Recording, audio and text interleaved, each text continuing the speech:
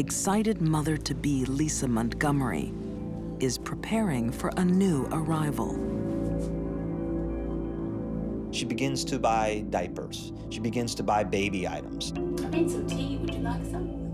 Oh, no thanks, Nancy, I'm fine. She tells the town, her husband, her children, everyone around her that she's pregnant. But what even her husband doesn't realize How far along are you? I'm in my 3rd trimester. is this baby won't be coming. Lisa's pregnancy is a lie.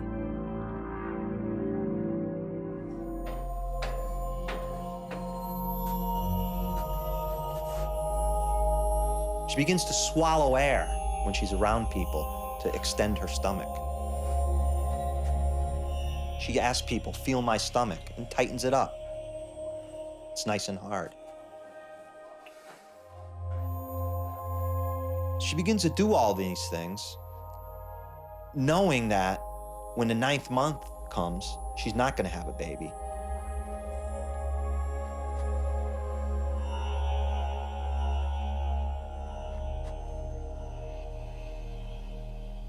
Forecast mostly sunny skies today with crisp. Lisa had 4 children in her first marriage,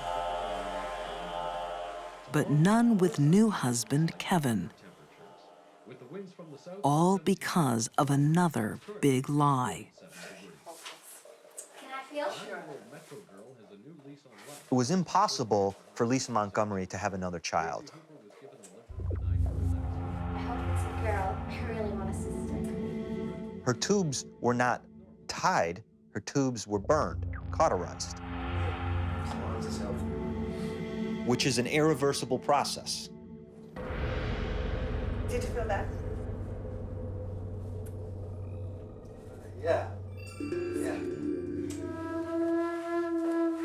After her due date, Lisa's lies will be exposed to the world. But she has a plan. When she befriends Bobbie Jo Stinnett online, a terrible idea takes hold. The one thing she notices about Bobbie Jo is that Bobbie Jo is pregnant. I think she looked at it as Bobbie Jo would be in an incubator.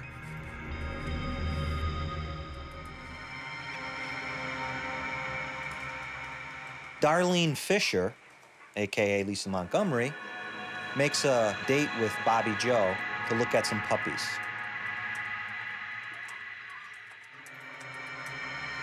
Inside Lisa's car, she has a knife, a rope, and a home birthing kit. Bobbie Jo, hi. Darlene, Nice to hi. meet you. Come on in. Wow, you look great. You're about to pop. Well, like, yeah. In Skidmore, Missouri, unsuspecting Bobbie Jo Stinnett opens the door to a monster. Well, come on in. Would you like a cup of tea? Oh, no, I want to see those dogs, please. I'll put your bag down and come this way. Lisa Montgomery looks at the puppy, asks Bobbie Jo to bend down, open the cage, pick up the puppy. She took out the rope, put it around her neck, choked her out.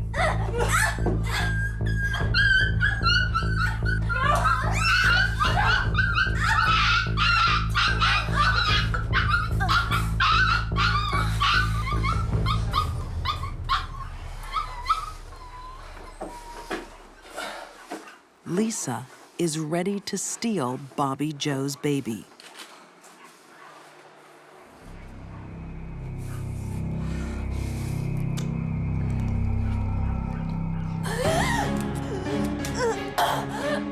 Bobbie Jo woke up. She was just knocked out. Not only is she struggling to keep herself alive, but now she's fighting for her baby. Bobbie Jo dies a violent death.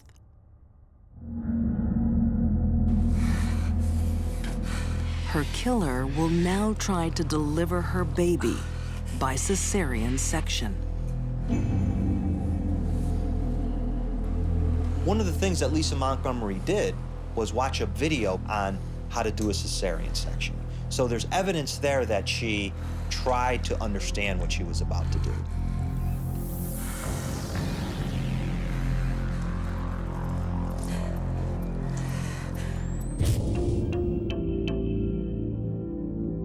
What seems like an act of madness is the bloody work of a calculating killer. Who would cut a baby out of a pregnant woman's stomach and leave the woman to die? Only a crazy person would do that. However, in this case, this crime was premeditated and well planned. Lisa is not crazy.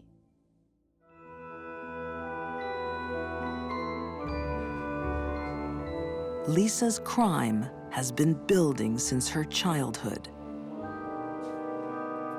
She began to become an expert at lying. Pathological lying, sure, but more so lying to people in order to, get them to do the things she wanted done. But those lies would backfire. Lisa Montgomery's claim is that one of her stepfathers sexually abused her. She complained about being sexually abused, but no one would listen to her. Nobody believed her.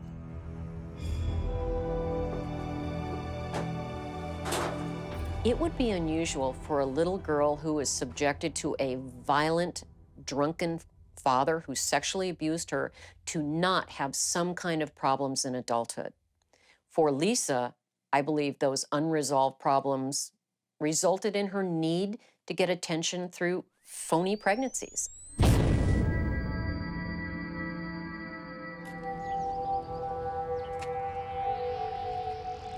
The hunt is on for the missing newborn. Nancy! Nancy! An entire nation is placed on alert. Meanwhile, Lisa Montgomery, Kevin, her husband, they get up in the morning. They take the baby down to the local diner. They show off the baby. They're just one happy family cruising around town with their new baby. Well, guys, she's beautiful. Thank you. Go to the nursery. Lisa's new motherhood won't last long. The plundered body of Bobbie Jo Stinnett gives up vital clues.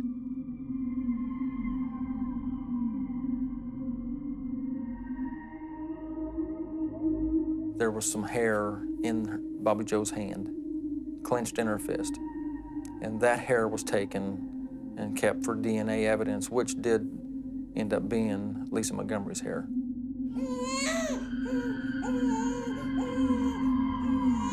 Lisa's deep-seated need to get a baby overrode her planning.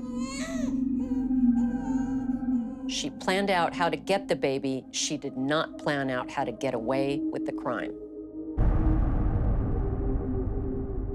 Lisa Montgomery is found guilty of murder and sentenced to death.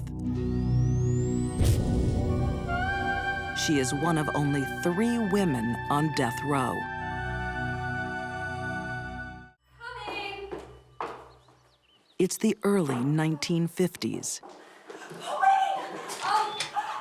Juliet Hume is overjoyed to see her closest friend, Pauline Parker. She found in Pauline an intensely close friend, and they did form a very close friendship almost straight away. She said to her mother, "Mother, I have found someone who has got just as strong a will as I have."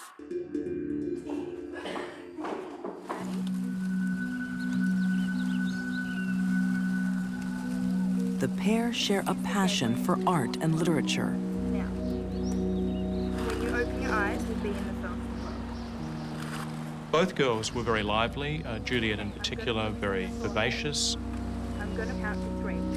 I think in combination, they were able to devise a make-believe world, a wonderful creative outlet for all of their talents and energies.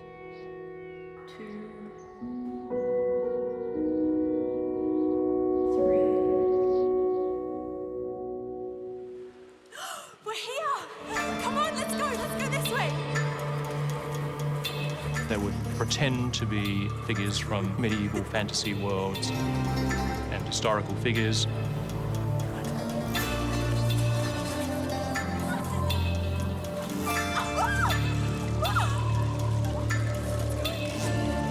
It appears that in Juliet's case, she had an excessive and extreme fantasy life and appeared to be bad at assessing when to stop. So that leads me to believe that her fantasy life did a whole lot more for her than reality did. These girls were rather delusional. Grandiose ideas, there's nothing wrong with them.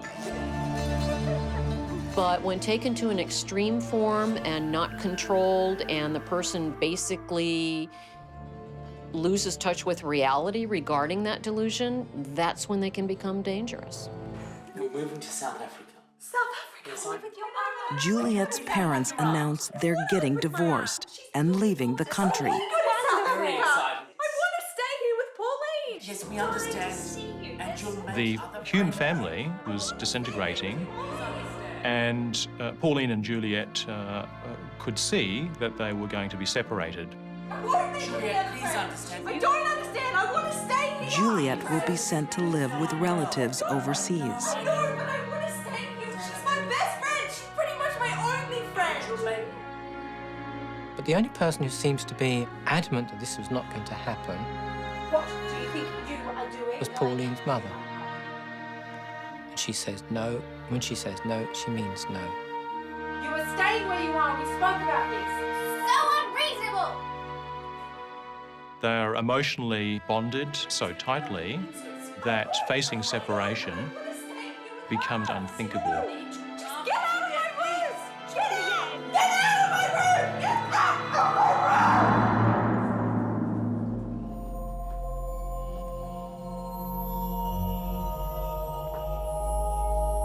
room! Faced with losing her best friend, Pauline makes a chilling decision.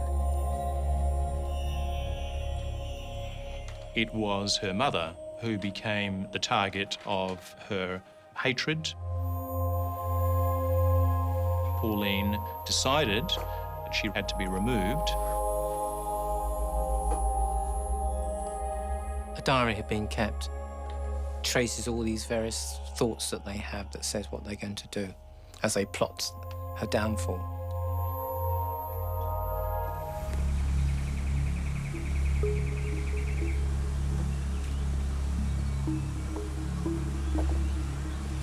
On a winter afternoon, the girls put their fatal plan into action.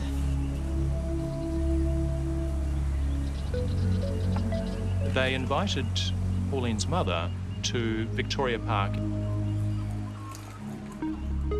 They took a leisurely stroll down a path, and along that pathway, Juliet dropped a little ruby.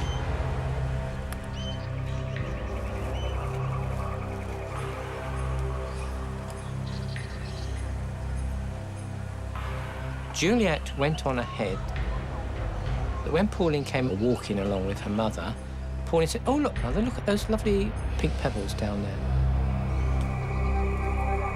Seems to be a bauble of some form. Pauline pulled a half-brick inner stocking out of her bag and began to bludgeon Honora about the head. It seems to be. Ah! Ah! Very good.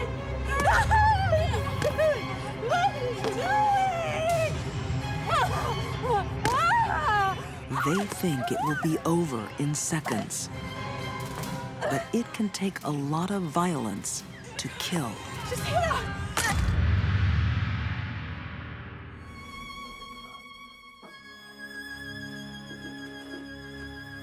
The real story is found in Pauline's diary. What marks this case out as distinctive is that the diary actually documented a murder plan.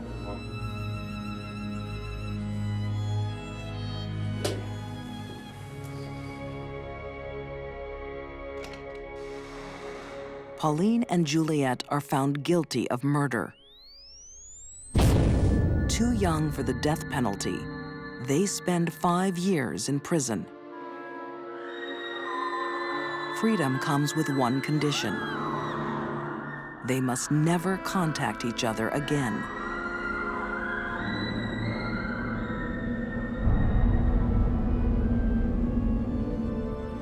Today, Pauline Parker lives in England. Juliet Hume is in Scotland, living under a different name. She is now a successful author of murder mystery stories.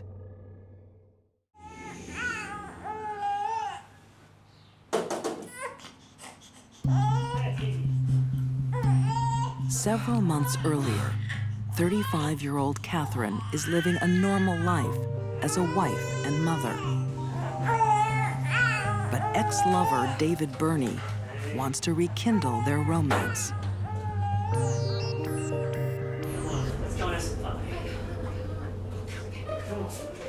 Catherine suffers from dependent personality disorder. It leaves her helplessly obsessed with a dangerous man.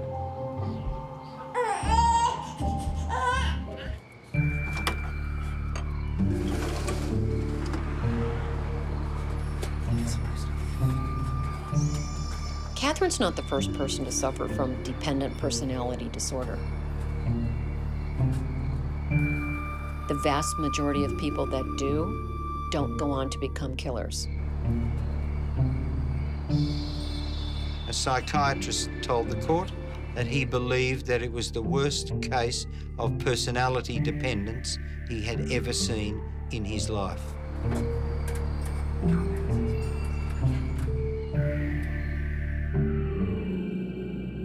Catherine would do anything David wanted. She didn't want to risk anything to displeasure him or lose him. And if his appetite extended to sex with other women, even captive sex slaves, that was fine with her. Hi.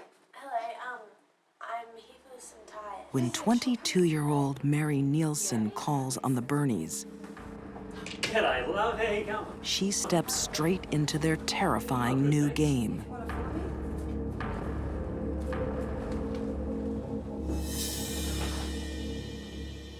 The young lady was dragged in at knife point, where she was chained and gagged and tied to the bed.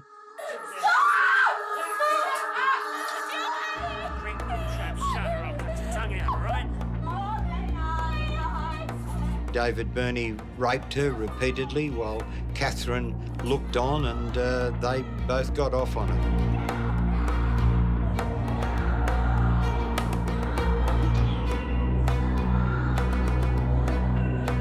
Catherine must have known then that the young lady, having seen their faces, the atrocities that had been committed to her, that she'd have to die. A pair of them made love on the strength of it.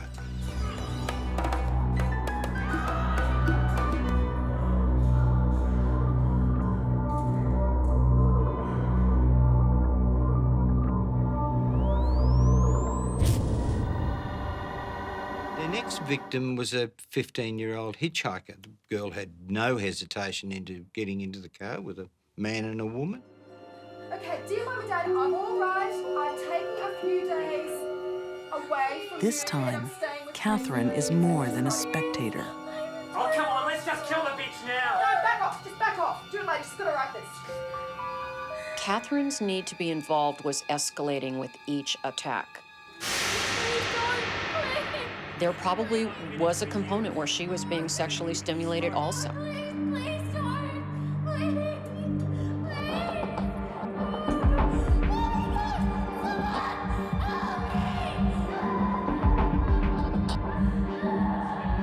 She will do anything to please David Burney.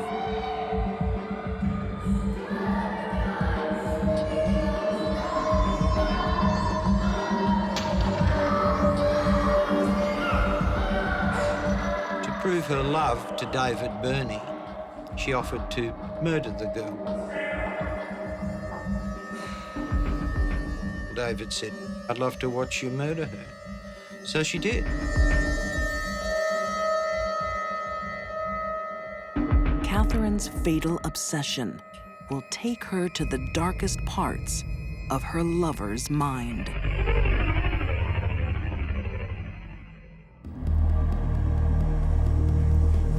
In the midst of a brutal killing spree, Catherine and David Burney kidnap glamorous 31-year-old Nolene Patterson.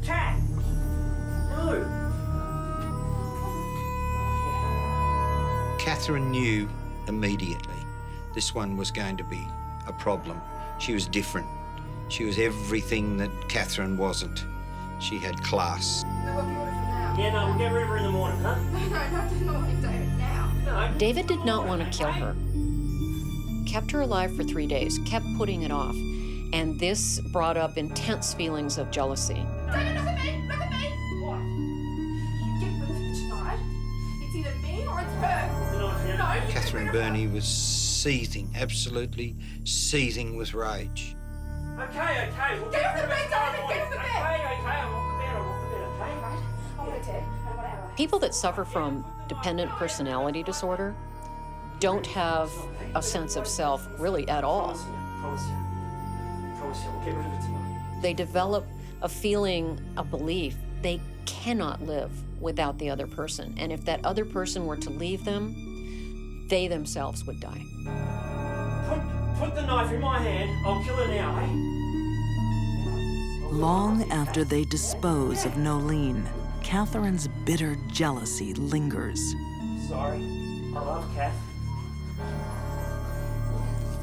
Kathy never mentioned Nolene Patterson's name once, just referred to her as the bitch.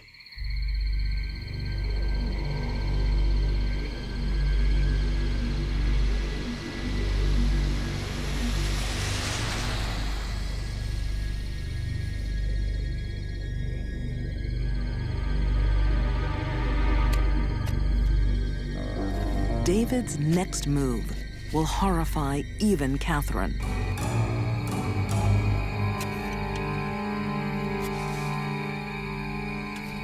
As they bury victim number 4, 21-year-old Denise Brown, they discover that she is still alive.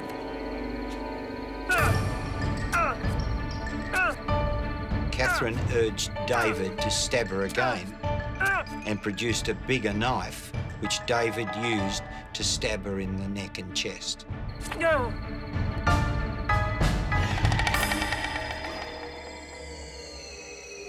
It's really hard to kill someone when you've got a will to live. Even when you have been very injured by multiple blows, a person can still live.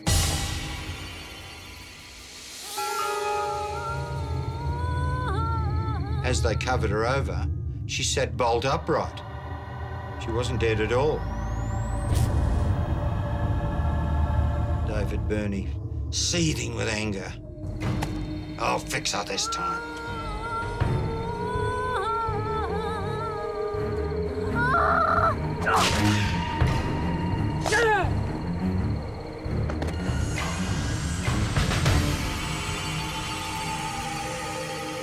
His savagery shakes even Catherine's devotion. Catherine became, I think, frightened and repulsed by David crushing the skull of a victim. Catherine started having doubts that she could go on with the killing.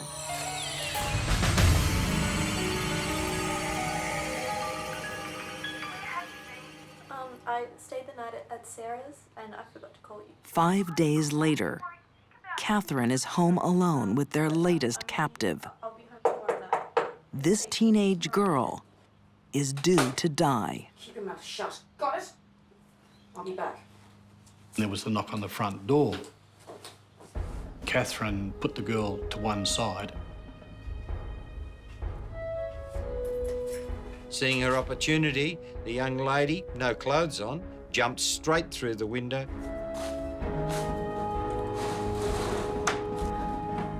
Did Catherine Burney leave the bedroom window open on purpose? We'll never know. Was the axe murder too much for her? Was it her way of saying, I've had enough. This is the end of this.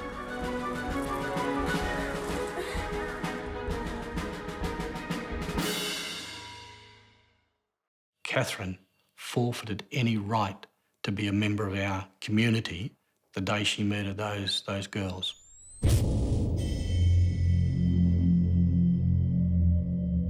Catherine and David Burney are found guilty of murder and sentenced to life in prison, never to see each other again.